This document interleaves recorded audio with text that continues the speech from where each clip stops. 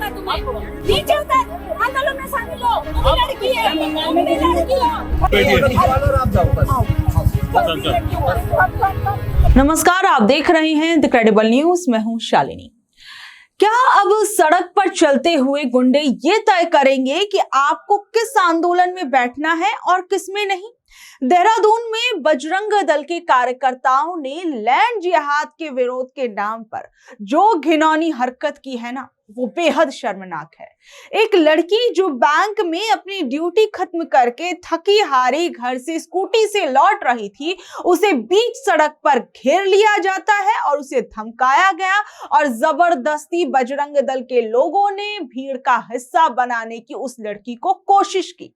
इन तथाकथित धर्म के ठेकेदारों की नीच भाषा सुनिए। वो भी एक महिला दूसरी महिला से कहती है, नीचे उतर, आंदोलन में शामिल हो, तू भी लड़की है, नहीं तो आगे नहीं जाने देंगे। अरे बेशर्मो, तुम इस बेटी को बचा रहे हो या उसे और डरा रहे हो? ये लोग, ऐसा लगता है कि बेटियों को बचाने का दावा करने वाले खुद आज बेटियों के लिए सबसे बड़ा खतरा बन गए हैं। एक कामकाजी महिला को रोककर उसे सरेआम जलील किया जाता है, उससे ऐसा बेहुदा और घटिया सवाल पूछा जाता है जिसे दोहराते हुए भी शर्म आ जाए। और एक महिला जो है उस लड़की से पूछती है कि जब वो तुम्हें छूते हैं तो कैसा लगता है?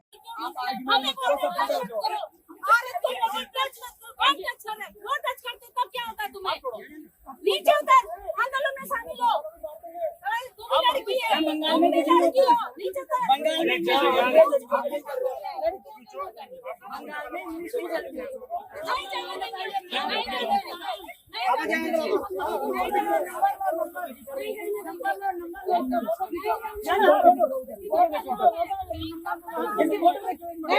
अरे यार, एक फोटो खींचो ना नंबर। आप इधर नहीं जाओगे, बात खड़ा कर रही है। उधर खड़ा करो ना, उधर खड़ी करो। गाड़ी उधर खड़वाओ, यहाँ कोई जगह नहीं है। आप जाओ बस।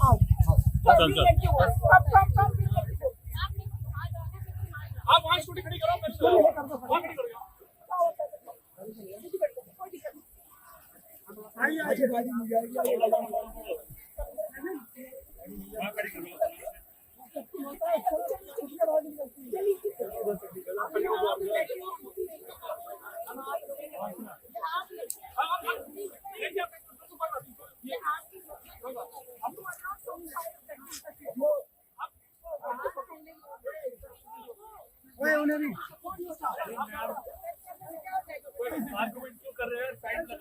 मेरा सवाल यहाँ सीधा है कि अंकिता भंडारी के समय में ये लोग कौन से बिल में जाकर छिप गए थे? क्या वो हिंदू नहीं थी? क्या वो उत्तराखंड की बेटी नहीं थी? क्या वो इस देश की बेटी नहीं थी? कि एक तरफ उत्तराखंड के अंदर अंकिता भंडारी को इंसाफ दिलाने के लिए आज भी उसके माँ बाप दर दर भटक रहे हैं, दूसरी तरफ ये संगठन दूसरों की बेटियों को सरेआम जलील कर रहे हैं। धामी जी, आप लैंड जिहाद ढूंढ रहे हैं, लेकिन क्या आपको अपने ही राज में पनप रहे ये गुंडे जिहाद नहीं दिखाई दे रहे हैं?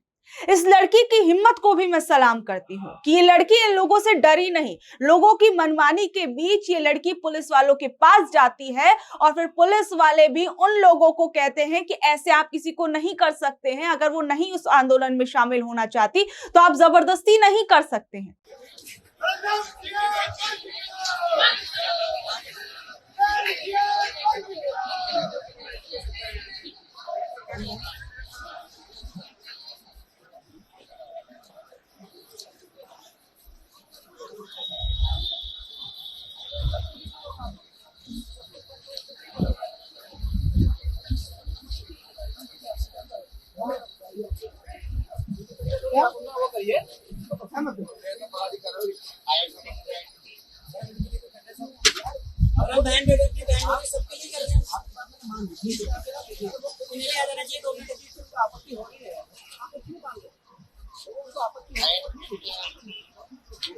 धामी जी, आपके राज्य में ये हो क्या रहा है?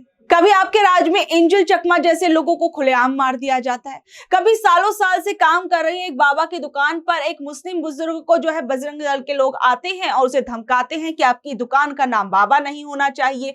वहीं दूसरी ओर जब एक शख्स दीपक नाम का उन बाबा की दुकान पर इन तमाम चीजों का विरोध करता है, तब भी इन बजरंग दल के लोगों को काफी ज्यादा दिक्कत होने लगती है। पूरा बवाल खड़ा किया जाता है, बेशर्मी की सारी हदें पार की जाती हैं और यहां तक कि कभी सरेआम कश्मीरी शॉल बेचने वालों को धमकाया जाता है। आए दिन उनके वीडियो सामने आते रहते हैं।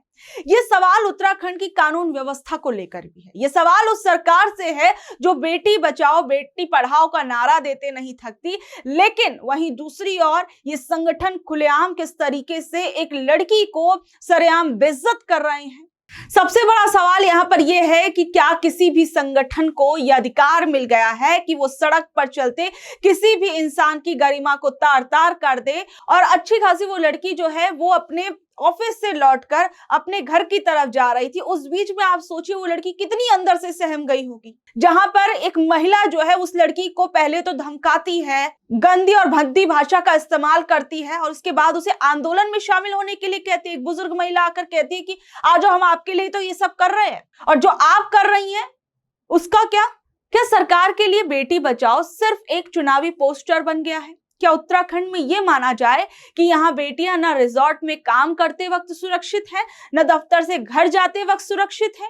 देखिए, धामी सरकार को ये समझना होगा कि सिर्फ बयान देने से कानून व्यवस्था नहीं सुधरती है। अगर इन मवालियों पर आज सख्त कार्रवाई नहीं हुई तो कल ये आपके घरों के दरवाजे तक पहुंच जाएंगे। आज ये बजरंग दल के नाम पर कर रहे हैं, कल किसी और संगठन के नाम पर करेंगे, कल को किसी और को निशाना बनाएंगे।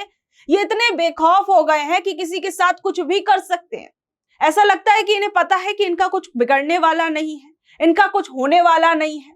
आप देखिए, उत्तराखंड के देहरादून से एक और खबर सामने आती है। वहां पर राजपुर रोड जैसी एक वीआईपी जगह पर एक जूते के शोरूम में जो कुछ हुआ वो आपके रोंगटे खड़े कर देगा।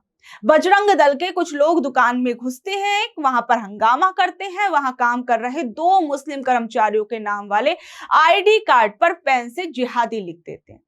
वजह क्या दी जाती है?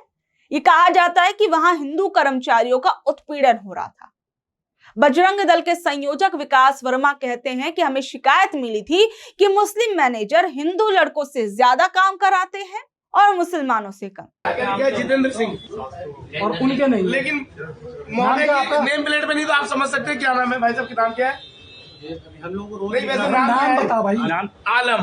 देखिए अब आइए अब ये आइए आप अब यहाँ देखिए नेम प्लेट पे क्या नाम लिखा है? कुछ नहीं, ब्लैंक। क्या लिखा है? तो यहाँ मुझे लगता है क्या लिखना चाहिए, एक बार नेम प्लेट से मार कर दो, क्या नाम है? नाम देना, मार कर देना, नाम क्या है? मार कर दो, ये मार कर दे दिया। सुन ले भाई, रोज लिखना पड़ता, समझ गया? रोज अभी आज क्या भूल गया? सुबह नाश्ता नहीं करा? औकात में अपनी इन्होंने नहीं लिखा क्या लिखना चाहिए, लेकिन हमने लिख दिया। वाले ये जिहादी थे, जिहादी है और जिहादी रहेंगे। आप सोचिए, मेट्रो शूज में प्रत्येक कर्मचारी जो हिंदू कर्मचारी है उनकी नेम प्लेट उनको किस लिए रखा गया है? जिससे बहुसंख्यक हिंदू समाज से चलने वाले शोरूम चलते रहे। लेकिन ये अपना नाम लिखे जो कि मुसलमान है और हमारे लोगों को उत्पीड़न कर रहा है, चोरी दुकान में शोरूम में खुद करता है, हमारे लोगों को फंसवाता है। ये लगाओ नेम प्लेट। इसके फोन में भी मिलेगा कुछ ना कुछ। और तो मेरा अभी इसके खिलाफ लिखवाते हैं, पुलिस को बुलाएंगे, जांच करेंगे। पुलिस अपना चेक कर लेगी फोन। लिखो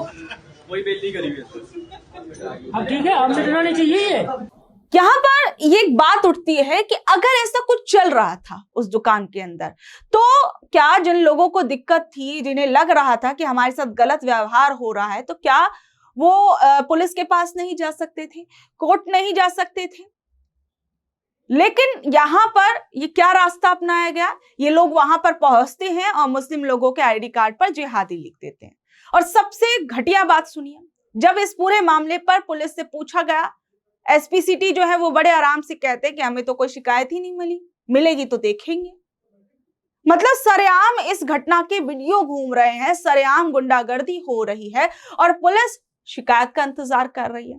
क्या देहरादून पुलिस ने अपना काम बजरंग दल को ठेके पर दे दिया है? बजरंग दल वाले खुद कह रहे हैं कि पुलिस कुछ नहीं करती, इसलिए हम खुद एक्शन ले रहे हैं।